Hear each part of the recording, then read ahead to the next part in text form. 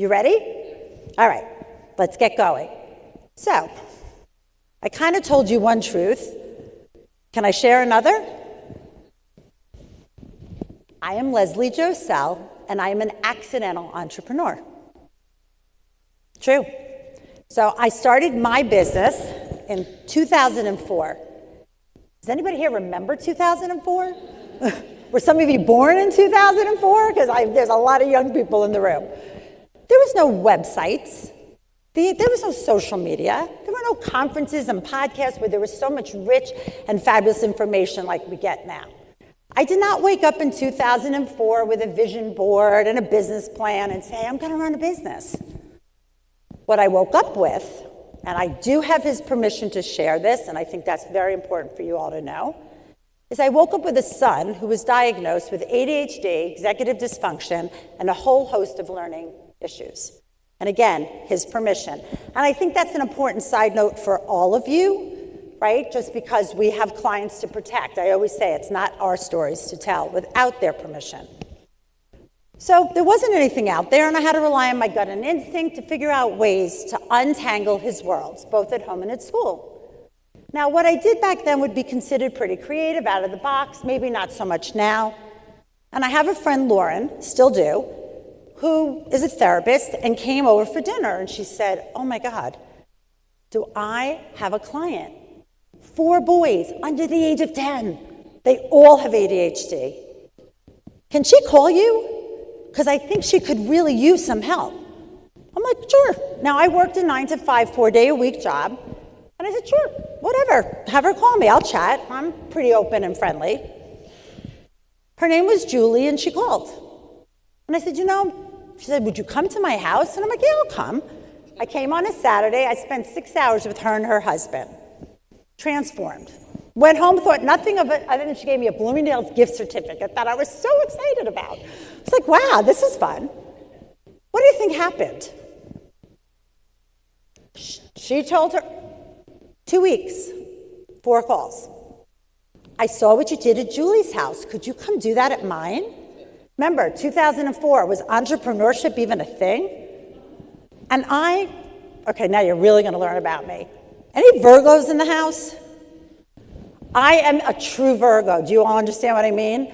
And I live my Virgo truth. Every T has to be crossed, every I has to be dotted, everything has to be linear. So imagine I'm organized and then put the Virgo-ness on top of that. And I go to my husband and I am stammering. I don't do this for a living. He does have ADHD. And he kind of looks at me, crosses his arms and goes, well, you do now. And that is an absolute true story.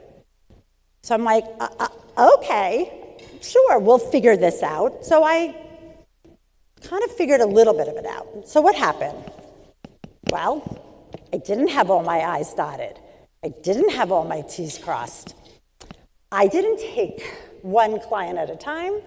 I didn't start small. I didn't get educated, and I am a massive believer in education. I didn't price for profit. Should I keep going? And it worked until it didn't, and then it fell apart. I was exhausted, I was sloppy, I took on clients that I had absolutely no business being in their houses. Rule number 1. It wasn't sustainable. So what did I do? Well, I was embarrassed. I have a lot of pride, and clients stopped calling. They were upset.